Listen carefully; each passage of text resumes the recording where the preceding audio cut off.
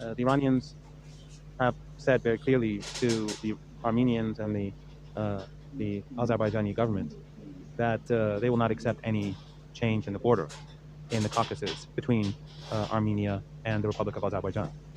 And the Iranians have said quite clearly that if it is necessary, they will use military means to make sure that no change takes place. Early on, when this war broke out and Armenia took large territories that belonged to the Republic of Azerbaijan, according to international law, Iran supported the Republic of Azerbaijan, and in fact, it was the only country that was training its troops and volunteers to take back their territory. And then the Americans put pressure on the current leader, Aliyev. This is decades ago, well over 30 years ago, or roughly 30 years ago. And the Iranian trainers were forced to leave the country. And so the liberation of Azerbaijan territory was delayed for decades. Right? And then when the tide turned, and the Republic of Azerbaijan, with Israeli support and the support for Erdogan, when they began retaking their territory, the Iranians stressed that it will protect Armenian sovereignty. So the Iranian policy has always been consistent in the Caucasus that the internationally recognized borders must be preserved. Of course, Iran does not support and utterly opposes the ethnic cleansing of Armenians, but it is still, legally speaking, territory that belongs to the Republic of Azerbaijan. So we are where we are. Now, this agreement, from what the Armenian government tells the Iranians, it is not an issue for the Iranians to be concerned about. And it will not have any impact on Iran's access to Armenia or Iran's access through Armenia to Georgia or Russia or the Black Sea. Armenian officials are traveling to Tehran. President Pezeshkian is going to go to Armenia soon in a trip that was supposed to go ahead anyhow. But this, of course, will be, I'm sure, a top issue of discussion. And Iran will definitely want assurances. And in my opinion, they should demand written assurances that the United States will not be in any way or form able to control the border or to block Iran's access to Armenia. For Iran, it's not important if there's a highway that links east to west in Armenia. That's their sovereign right. If they want to have a deal with the Republic of Azerbaijan to link the two territories of that country that are separate, that's their right. But beyond that, to have, let's say, American troops or to have armed men from a third country in Armenia, that for Iran will be completely unacceptable. And the Iranians have made it very clear that if necessary, they'll use force to ensure that those borders are not changed. The United States and NATO definitely want to have control over this territory because it isolates Russia, it isolates Iran, it breaks off, it impedes the access that Iran and Russia have with one another. And also it's a threat to the Chinese Belt and Road Initiative as well as the North-South Corridor Force, because the Americans will have control over a new route from Europe to Asia. So for Iran, that is a red line. Well, this all depends on the nature of the agreement. And if what the Armenian government says is true, then there's nothing for Iran to worry about or to be concerned about. It's not good news because any American involvement in countries surrounding Iran is always an issue to be concerned about because the United States has a very antagonistic position towards Iranians. But still, it wouldn't be something of great concern. But if there's a hidden agreement that exists between Armenia and the United States, then that would be a major issue. And that would be a part of the U.S. attempt to strangle Iran, because Iran in the past was quite isolated. A decade ago, when Obama imposed maximum pressure, more than a decade ago, when he imposed maximum pressure sanctions, that harmed the Iranian economy tremendously. And when Trump revived them, the same happened. And even before and after, after Obama lifted the maximum pressure sanctions, most of the sanctions were still in place. Just some of the sanctions were removed. So the Iranians have always been suffering under sanctions. But in the past, Iran was much more isolated than today because Russia and China were still on the rise. There was no such thing as BRICS, or at least Iran wasn't a member of BRICS. And BRICS itself was still, the countries besides Russia and China, they too were still on the rise.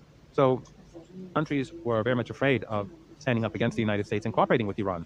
They were very cautious about their cooperation. They may have had sympathy, but they were too afraid of the United States to do much about it. And those were very difficult years for Iran. But now the world has changed. And the United States is facing crises at home, the divisions at home, not just between Trump and his opponents among liberals and, of course, the left, and they're not the same thing, but also among conservatives, whether it's Tucker Carlson and Candace Owens or Nick Fuentes and others, that things are changing very rapidly inside the United States, which are growing economic problems there. But also the United States is at war with countries across the world, whether it's trade war, other types of war, proxy wars, or literal wars.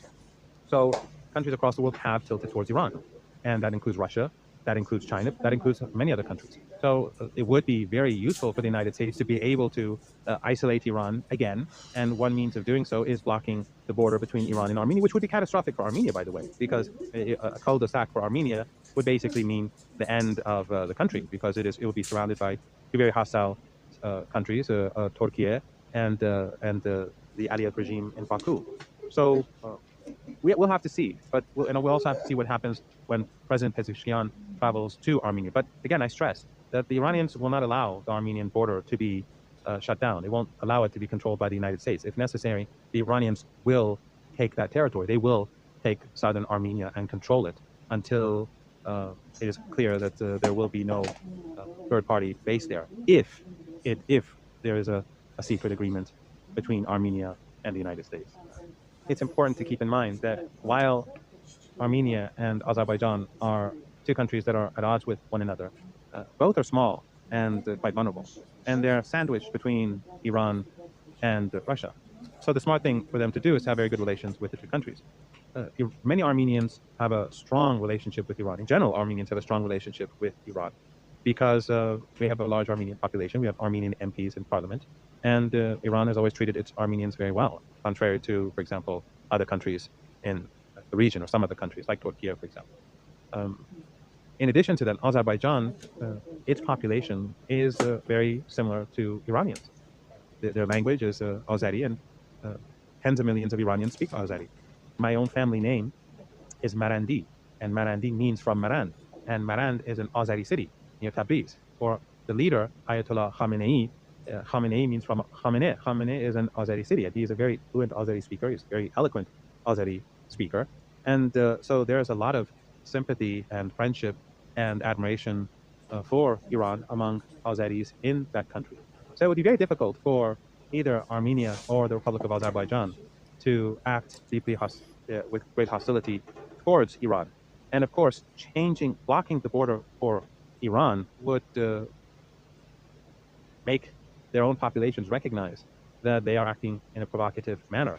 And again, when they are sandwiched, when the Caucasus, the southern Caucasus, are sandwiched between Russia and Iran, you'd imagine that the governments would behave in the same manner. Again, we have to keep in mind that this could be an agreement that really is not a problem, even though we don't want Americans anywhere near our borders in any way or form, whether it's just businessmen or because the CIA and intelligence agencies use these environments for their own dirty work.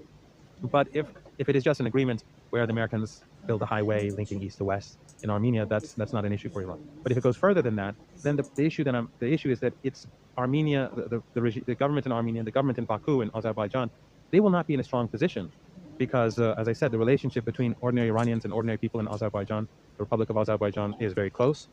Many Iranians, if not most Iranians, including most Azeris, believe that Azerbaijan, and I'm talking about the public, belongs to Iran. And so, it would not be a smart thing for either of these two small countries to push for confrontation. And this, of course, we know how this works. The United States in the past used Georgia, and it's using Ukraine to provoke Russia. And I think that probably Aliyev in Baku and Pashinyan in Armenia know quite well that their fate would not be any different if they tried to provoke a confrontation with Europe. I have no doubt that the United States seeks to have a permanent presence on the border and to have control over that territory so that it is able to block Iran-Russian relations, and the Iranian and Russian governments would have greater difficulty doing trade and business with other countries as well, because for Iran it would also include Georgia, the access to the Black Sea, but also for Russia it would limit its access to places like Iraq. We have to, of course, remember that the corridor, the North-South corridor, doesn't just pass through the Caucasus. It passes through the Caspian Sea, and it also passes through Central Asia. But still, this would be completely unacceptable to either Iran or Russia. The United States does not have good intentions at all when it comes to Iran or Russia. It's clear as day. But this is another issue. This is another important point, that what the negotiations that have been taking place between the Armenian government and the government in Baku, those negotiations have been that have aroused the sensitivity of the Russians, and they've made the Iranians quite sensitive too. And the pressure has been building on the Armenian government not to accept from Tehran and Moscow, not to accept anything that undermines the sovereignty of the country. So it's not as if this has just begun. We've seen pressure building on some sort of agreement for a couple of years now, coming from not just Aliyev, but also Erdogan and Netanyahu obviously has a very strong interest in this, and he's expressed it in different ways and forms. So, and since Iran does see Erdogan, Netanyahu, Aliyev as allies, and they are allies, we've seen how they've cooperated to undermine Syria, how they've cooperated together in the Caucasus, and how trade and business and political relations between the two continue to exist, even though there is a genocide going on in Gaza. So that sensitivity in Iran has existed, and the pressure that Iran's been putting on Azerbaijan has been ongoing. More recently, the pressure has increased from Russia as well. The focus of Russia, of course, has been on Ukraine, but more recently, their anger towards Baku has increased. We saw arrests in Russia. We saw the airstrikes or the missile strikes and drone strikes on assets in Ukraine that belong to Aliyev and the people around him. So the pressure has been building up, and I think it will go much further if indeed there is a secret agreement that impedes Iranian access to Armenia and to Armenia. But this is, the pressure now is just political on the Iranian side. On the Russian side, we do see that it has become military in a way through the strikes in Ukraine, and that the language coming from Baku towards Russia has also become much more critical and increasingly antagonistic. So I think that the pressure that has already been built has had an impact. But again, we don't know. We don't know for certain. Right now, it's speculation. But I have no doubt that when the president goes to Armenia, he will be demanding assurances so that later on, no one can suddenly show a piece of paper saying, well, actually, the Americans will have full authority over that territory. That for Iran will not be acceptable. And the Iranians have said, even if there are American troops there or American contractors there, the Iranians will not accept that. And they will, if necessary, they will take military measures.